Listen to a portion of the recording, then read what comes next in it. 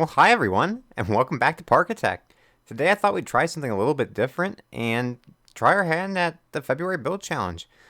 I think it's a spinning coaster, so if we take a look at what we need to do, I think we get $14,000, it looks like, to build, and only $6,000 go to scenery. We only get one scenery type of our choice, which that might be a little bit challenging.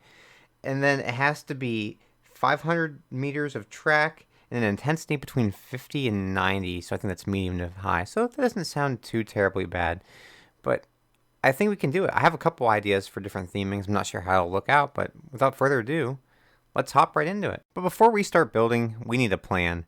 And for that, I'm pulling out my handy dandy paint tool. Although it might not be able to be very recognizable right now, I'm just kind of getting a quick little overview of what I want to get into this tiny little space. Can you see what I'm going for here? Yeah, probably not. But with the power of editing, there we go. So although I had pretty good intentions with making a plan, the first rule of having a plan is that nothing ever goes according to said plan. And that happened right off the bat with trying to make this 90-degree drop. Well, as you kind of can see here, there is no way to actually change the elevation of the terrain inside the space. Not to mention that the space that's provided is incredibly tiny. So anything that we make is going to have to be super compact and probably pretty low to the ground. The only other way that we could even potentially come close to having a 90-degree drop would be to have the station so far up that it's completely unrealistic for anybody to ever use this in their park. Which is a bit sad because a lot of the inspiration that I was trying to take for making this coaster was from other spinning coasters such as Silver Dollar City's Time Traveler. And they have tons of terrain interaction, which allows it to have such a steep drop because the lift hill, well, there is no lift hill. It just drops out of the coaster off the side of a cliff. And they're able to do that because they have that elevation difference, which I cannot have. So I did cheat a little bit here and put the coaster station a little bit higher than I would have liked. And it kind of makes it awkward towards the end of the episode to finish it off because once you have a coaster station that's that high off the ground, you got to get queue pass to it some way, somehow. And then you have to make sure that it's supported. And well, I ate up a lot of my budget for this little test here on the coaster itself. So as kind of mentioned in the intro, you have $14,000 to make this challenge, and only $6,000 of which can go to scenery. So I guess it's supposed to average about $8,000 for the coaster, and I ended up spending almost an additional $2,000. Yeah, so very expensive ride. Although I do think that it turns out pretty good in the end. The other problem you'll see here, which there's a lot of problems in the building right up first, but they do actually get all sorted out, is that don't be alarmed that the coaster does not make it over the first dive hill right off the bat. That's just something that I was not really concerned about because I thought there was going to be a way I was going to be able to solve it, and thank God I was right. But I wanted to try getting the rest of the layout. So if you can remember for the brief 15 seconds that you saw the nice paint drawing, a gorgeous paint drawing, the main part of this coaster is going to be dedicated to its two launches. So right off this coaster is very different in the fact that it's going to be dropping straight away, straight out of the station, and it never has a lift hill, which is really cool, but that's not going to have a lot of momentum, especially when the station's not starting that high and the first drop is not that, it does not go down that far. It's not very tall. So in order to make it possible to have bigger vertical features throughout the course of the run, we need to have these two different launch elements, which did actually take a while to get the speed right because although I really want to have the launch elements in there and I want to, even though it's such a small space, that small condensed space with all these different inversions can make people really, really sick and make the intensity super, super high. So that was something that I was constantly battling while I was building it, but I was able to tone in the speeds of it so that at the end of the day, the nausea is not too terribly high, and I'm not going to spoil that yet. We'll wait till the very end, but the intensity ended up being a little bit higher than I would like, but the excitement was really good, so we'll take what we can get. So essentially the course kind of revolves into three sections, right? The first section is you're coming out of the station, you're doing your first drop into the dive loop, which is kind of a B&M thing, but I think that Mack Rides does it as well here. And then after that, you kind of do a few helixes, some small turns, S-bends, and you go into your first launch. And then from the first launch, you go into a cutback loop, which I think is a cutback loop. It's kind of a mixture between elements, so I'm not sure there's actually a full name for it. Into a couple more helixes and small turns, into the second and more aggressive of the two launches. And that one goes into an even bigger dive loop, which the first iteration of which is not that great, especially considering the fact that, well, it has a very tight turn right at the end. So I do actually end up going and smoothing that out too. So I'll have my work cut out for me in the later bits of this episode. A few more helixes, and then riding it in with grace into the station. That is incredibly, almost hysterically too tall for the area that it was given.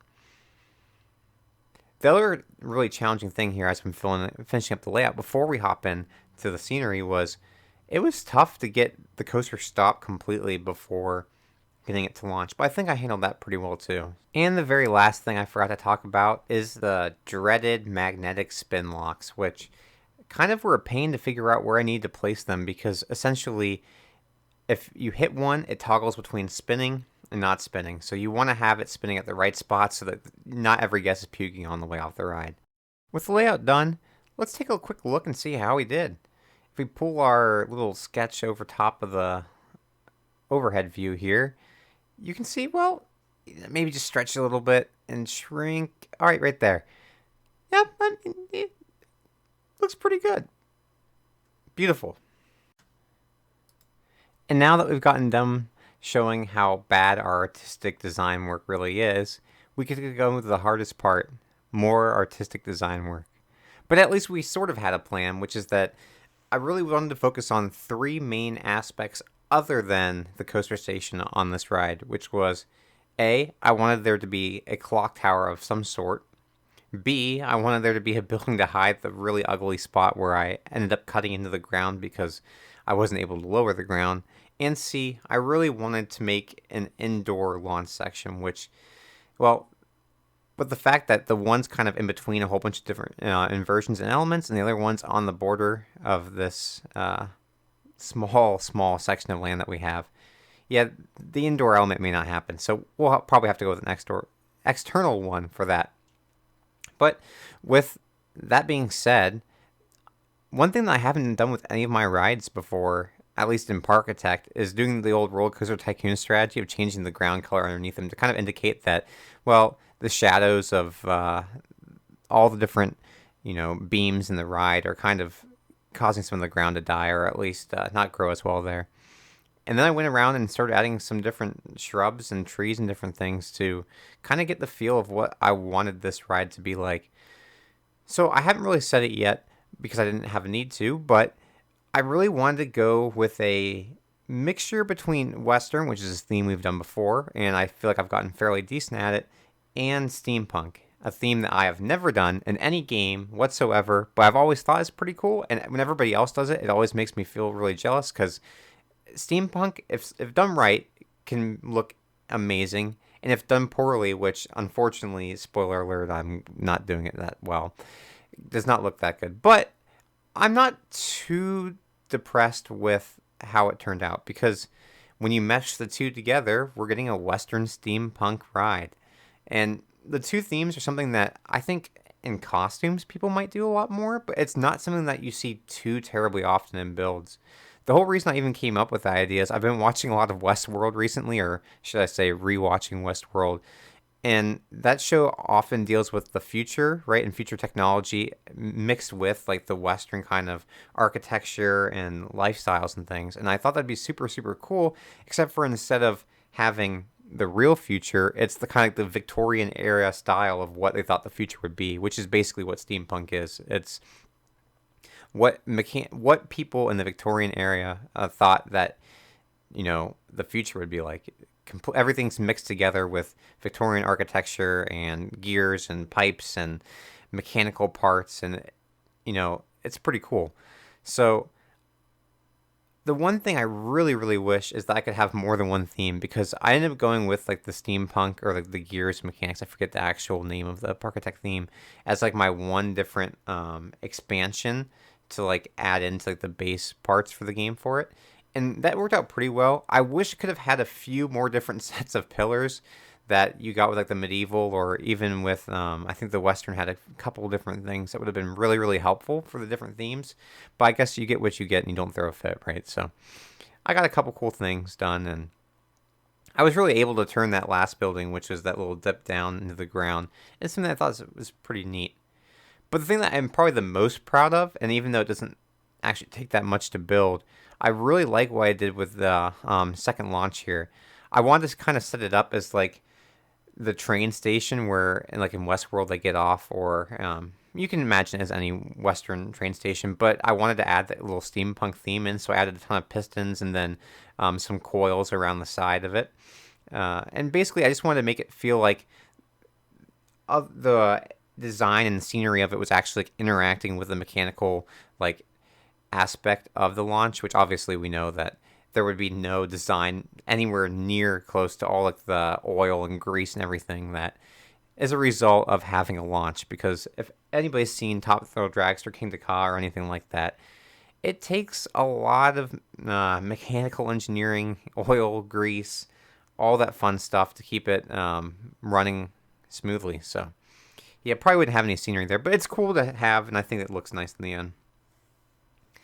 And the last kind of thing that we're going to work on is the station, which I've kind of shot myself in the foot with putting it so high, and so I was really putting it off for the most part, but I think it turned out fairly okay.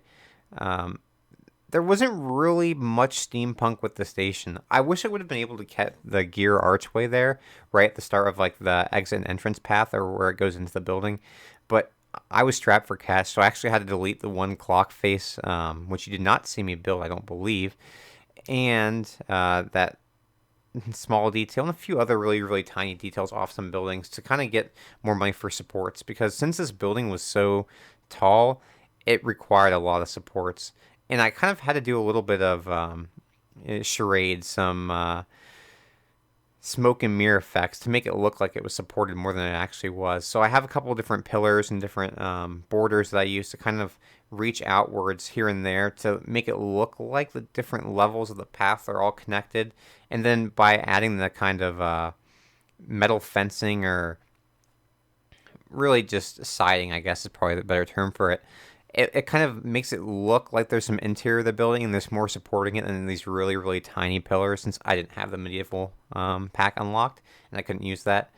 So yeah, not the most sturdy structure in actuality, but I think that the different layering and levels end up looking okay. I wish I would have been able to have more money to put into making this look a little bit better, and add a little bit more details to some of the other buildings. But overall, I think it was pretty cool. And with that, it is time for the final stats of the ride. After everything that I did, we ended up with a excitement of 69.1 and intensity of 75.1. Both of those are high. And then a nausea of 45.7, which is also high. So, I mean, not too bad. And honestly, the overall look of the ride ended up being a lot better than I thought at multiple different stages when I was really worried with how it turned out. So, I can't complain too much about it. So I think with that, I'd like to thank everybody for watching, and I'll leave you with one more ride perspective. Thanks for watching, everybody. Make sure to leave a like, and I'll see you all next week.